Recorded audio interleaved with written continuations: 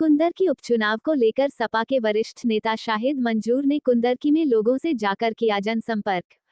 सपा राष्ट्रीय अध्यक्ष के जनसभा करने के बाद लोगों में बहुत बड़ा परिवर्तन आया है, लोगों में जोश भरा हुआ है। भाजपा सरकार पर जमकर निशाना साधने काम को भी पूर्व मिनिस्टर के द्वारा अंजाम दिया गया है। प्रशासन पर लगाया भयभीत करने का आरोप। भयभीत करने के लिए यह फॉर्मूला बनाया गया है। पूरे प्रदेश में चारों तरफ समस्याएं हैं। प्रयागराज में छात्र प्रदर्शन कर रहे हैं, बेरोजगारों पर लाठीचार्ज किया जा रहा है। जनता ने पार्लियामेंट के चुनाव में इन्हें सबक सिखाया है, अब बाई इलेक्शन में इन्हें सबक सीखने जा रही है। 2006 के ट्रेन हादसे में कोर्ट का जजमेंट आया है, जिसमें लोगों को रिहा कर गया है। मुख्यमंत्री के नारे पर सपा नेता के द्वारा कहा गया 8 साल मुख्यमंत्री जी की सरकार को हो गए हैं, क्या अभी भी बिटिया का डर नहीं उतरा? क्या अभी भी जनता भयभीत ही है? सरकार की क्या अचीवमेंट है? लोग बुलडोजर से भयभीत है। सुप्रीम कोर्ट ने कहा भी है, अगर बुलडोजर चलेगा, अगर इलीगल बुलडोजर चला तो आपसे रिकवरी की जाएगी। शाहिद मंजूर साहब, जो है चुनाव प्रचार में आप लोग निकले हुए हैं, जनता का कैसा रेस्पॉन्स आ रहा है? ये बाई इलेक्शन है और इस इलेक्शन में हमारी पार्टी के जो सांसद थे वो चुनाव जीते हैं, उनकी ये सीट खाली हुई है। बड़े लंबे मार्जिन से वो इस सीट को जीते थे। उसी सीट पर आज चुनाव है और यहाँ कुंदरकी में जितनी मेरी जानकारी है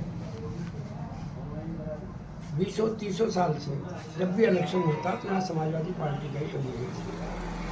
कभी यहाँ भारतीय जनता पार्टी का कैंडिडेट नहीं होता। समाजवादी पार्टी की बड़ी तादाद में यहाँ पर वोट है।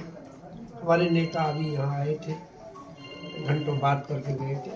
उसके बाद में बहुत बड़ा परिवर्तन और बहुत बड़ा जोश जो है वो यहाँ की जनता के बीच में है, यहाँ के वोटर के बीच में है। अच्छा माहौल है, बहुत अच्छा माहौल है और भारतीय जनता पार्टी से लोग सवाल भी कर रहे हैं। जो उनके लोग हैं उनसे सवाल भी कर रहे हैं कि खाद का ना मिलना, डाई का ना मिलना, बिजली की महंगाई क्या, दुनिया भर की बात है, बेरोजगारी का सारे सवाल भी उनसे किए जा रहे हैं जिनका वो जवाब नहीं दे पा रहे। लगातार समाजवादी पार्टी प्रशासन पर आरोप लगा रही है और आपकी पार्टी की तरफ से भी तमाम चुनाव आयोग को भी शिकायत की गई, क्या पूरा मामला है? मेरी जानकारी में ये है कि शुरू में कुछ जो आईडी हैं उनकी वो ली गई हैं, तो अब इससे कोई फर्क तो नहीं पड़ता है। एक आईडी तो नहीं होती, वोटर के पास तो कई आईडी हैं। तो भयभीत करने के लिए, भ्रमित करने के लिए और जनता को ये मैसेज देने के लिए कि सरकार वो वोट नहीं डालने देगी, ये सिर्फ भयभीत करने का उनका फार्मूला है, इसके अलावा कुछ नहीं है। वोट डालेंगे लोग और बड़ी तादाद में वोट डालेंगे और हम ये सीट जीतेंगे। प्रयागराज में छात्रों का आंदोलन चल रहा है, कैसे देखते हैं आप? मैं भी कह रहा था उसको, छात्रों का भी आंदोलन है, बेरोजगारों का आंदोलन है। एक थोड़ा ही प्रदेश में चारों तरफ समस्या है। अभी लाठीचार्ज हुआ है बेरोजगारों पर, अभी लखनऊ में लाठीचार्ज हुआ है। अब देख रहे हैं, अभी आप ही के रीजन में पश्चिमी उत्तर प्रदेश में लगातार स्ट्राइक चल रही है वकीलों की। तो ऐसा नहीं है कि जनता इनके खिलाफ है और बाई इलेक्शन में इनको अभी पार्लियामेंट में इनको सबक सिखाया और अब इसमें बाई इलेक्शन में सबक सिखाया। मुख्यमंत्री जी ने पीडीए को नया नाम दिया है, प्रोडक्शन हाउस कह रहे हैं अपराधियों का, कैसे आप देखते हैं? अब अभी कल ही जो है वो एक जजमेंट आया है और वो कोर्ट ने 16 साल के बाद बेगुनाह लोगों को छोड़ा है। एक ट्रेन हादसे का शिकार थे, उनको 2006 में वो हादसा हुआ था, अब वो छूटे और उनको निर्दोष पाया गया। मुख्यमंत्री के कहने से या किसी के कहने से सब लोग अलग अलग बात है। अब ये कहा जाए कि पीडीए का नया नारा दे दिया, तो उसी नारे ने तो अभी 39 दिए पीडीए ने।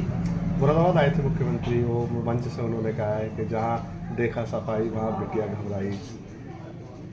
अब 7 साल में 8 साल उनकी सरकार को हो गए, अब बिटिया का डर नहीं उतरा गया? अभी तो डर उतर गया होगा। या थोड़ा सा 10 साल 11 साल मोदी जी को हो गए, 8 साल योगी जी को हो गए, अभी जनता भयभीत थी, अभी डर नहीं उतरा क्या? इतने दिन में क्या किया फिर? अगर आज भी जनता भयभीत है, क्या क्या क्या अचीवमेंट है उन 10 साल का, 11 साल का और 60 साल का, अगर आज भी लोग भयभीत हैं। अब भयभीत तो हैं लोग, भयभीत तो हैं बुलडोजर से। और सुप्रीम कोर्ट ने कल उसमें कहा भी है कि बुलडोजर अगर चलाया जाएगा और इलीगल होगा तो उनसे वसूलियाँ भी की जाएगी, रोक भी लगाई। उससे बचा पे उस कल्चर पर जिसका भय है उस पर सुप्रीम कोर्ट ने अभी रोक लगाई और कहा है कि अगर इलीगल तरीके से किसी बिल्डिंग तोड़ी गई तो निश्चित रूप से उनसे वसूलियाँ भी होगी। भय तो दूर कर रहा है, कुछ जनता कर रही है, कुछ कोर्ट कर रही है, भय दूर हो रहा है। ऐसे में भी आपके विधायक थे इरफान सोलंकी थी, उनको जमानत मिल गई है, लेकिन जो सजा है उस पर रोक नहीं लगी है। जमानत अलग प्रक्रिया है, सजा अलग प्रक्रिया है। जमानत दे दी है, अब कोर्ट का डिसीजन जो भी होगा उसका शुक्रिया।